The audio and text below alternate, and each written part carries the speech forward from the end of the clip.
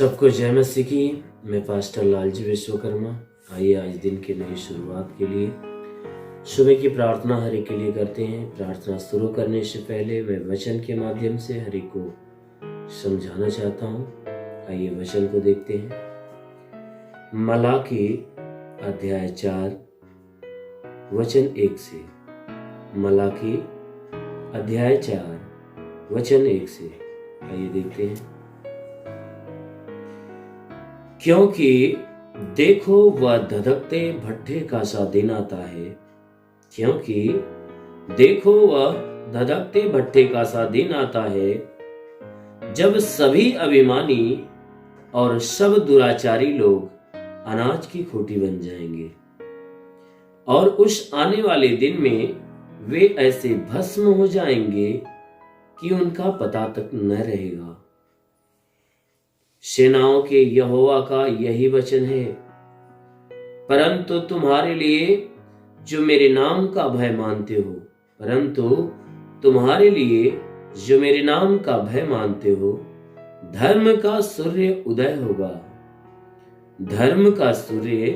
उदय होगा और उसकी किरणों के द्वारा तुम चंगे हो जाओगे, और उसमें से निकलकर पाले हुए बछड़ों के समान कूदोगे और फादोगे। आमेन, हालेलुया। मेरे प्रियो, यहाँ परमेश्वर की वचन बता रही है, जिसमें परमेश्वर का दास जो मलाकी है, वह परमेश्वर के दिन के आगमन के विषय की बातें हमसे बता रहे हैं। कहता है कि क्योंकि हे मेरे भाइयों, हे मनुष्य की संतानों, कहता है देखो वह धधकते भट्ठे का सा दिन आता है, जब सभी अभिमानी और सब दुराचारी लोग अनाज की खूंटी बन जाएंगे। कहता है कि देखो अभी जो दिन चल रहा है, इस दिन के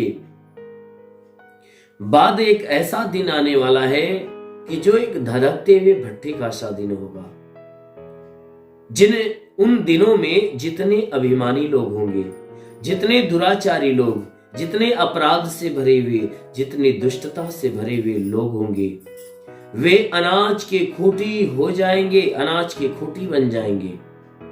अर्थात वचन कह रही है कि वे अनाज के खूंटी के समान बन जाएंगे, और उस आने वाले दिन में ऐसे भस्म हो जाएंगे जिनका पता तक न रहेगा। वचन कह रही है कि वे उन अनाज की खूंटियों के समान, जैसे खेत के अंदर किसी भी उपज की लौनी हो जाती है, कटनी हो जाती है, तो कटनी हो जाने के बाद खेत के अंदर उस उपज की खूंटियां बचती है, परंतु जितने उसके पौधे होते हैं, सारे पौधे काटे जा चुके होते हैं, लेकिन उसके खेत के अंदर बचे हुए वह पौधों की खूंटियां होती है। कहता है कि ऐसे ही वे लोग होंगे जितने अभिमान से भरे हुए हैं, जितने अहंकार से भरे हुए हैं, जितने दुष्टता से भरे हुए हैं, जितने बुरे विचारों से भरे हुए हैं, जो परमेश्वर की इच्छा के विपरीत चलने वाले लोग हैं। कहता है उनकी दशा उस अनाज की खूंटी के समान होगी।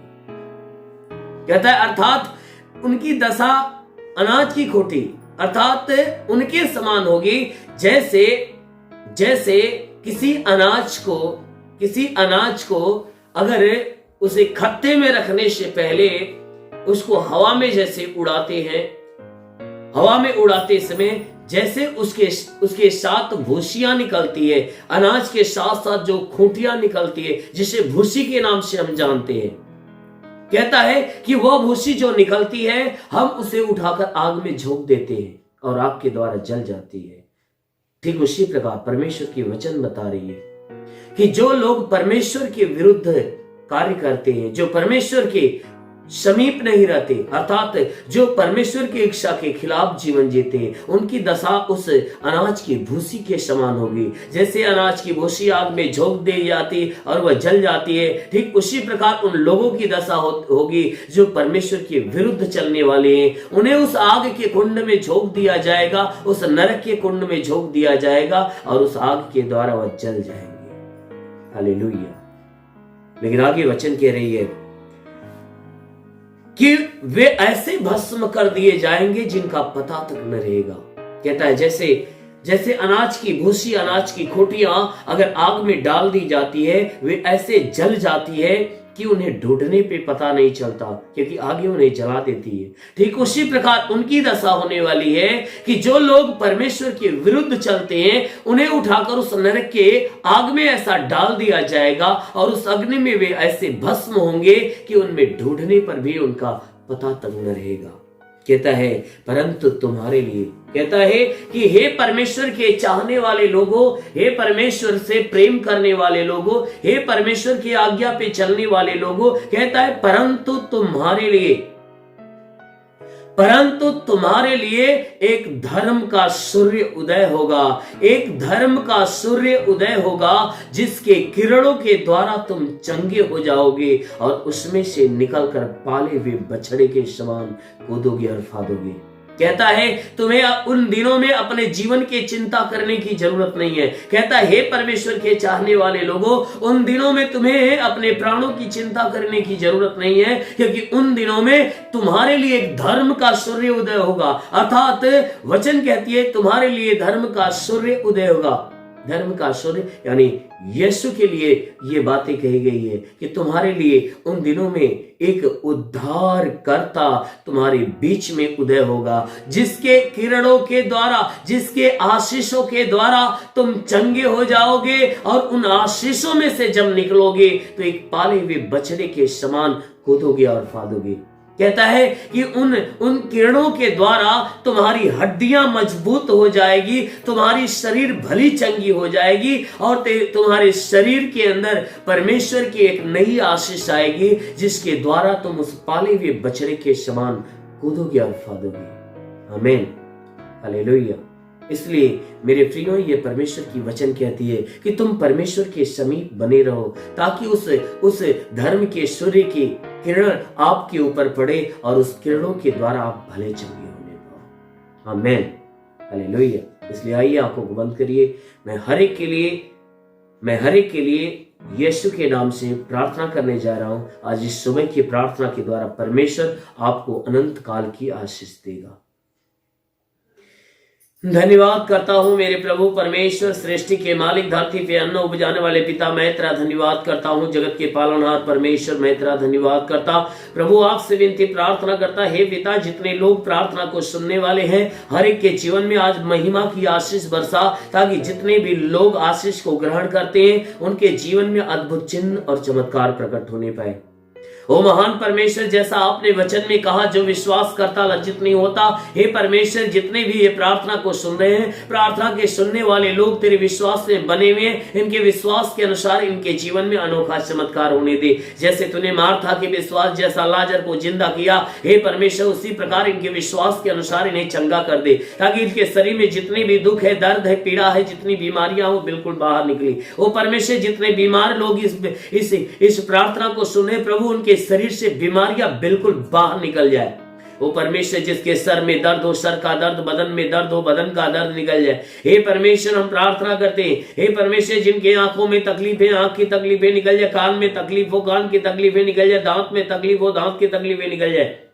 जिसके गले में परेशानियां, गले की परेशानियां दूर हो जाए, सीने में दर्द और जलन हो तो निकल जाए, पेट में दर्द, पेट का जलन नष्ट हो जाए, कमर में दर्द हो, रीढ़ की हड्डियों में दर्द हो, यीशु तेरे नाम में नष्ट होने पाए। ओ महान परमेश्वर, प्रार्थना करते इनके घुटने का दर्द निकल जाए, घुटने का दर्द, घुटने का चुभन नष्ट हो जाए। ओ महान परमेश्वर, हम प्रार्थना करते पिता, हे परमेश्वर, इनके जोड़ों का दर्द निकल जाए, गठिया बात की बीमारी, साटिका की बीमारी निकल जाए। ओ महान परमेश्वर, हड्डी का दर्द निकल जाए, मांसपेशियों का दर्द निकल जाए, नसों का दर्द निकल जाए। महान परमेश्वर, हम प्रार्थना करते पिता, हे परमेश्वर, जितने भी लोग प्रार्थना को सुन रहे हैं, हे परमेश्वर, इनके शरीर के अंदर यदि ब्लड प्रेशर, शुगर की बीमारी हो तो बिल्कुल नष्ट होने पाए।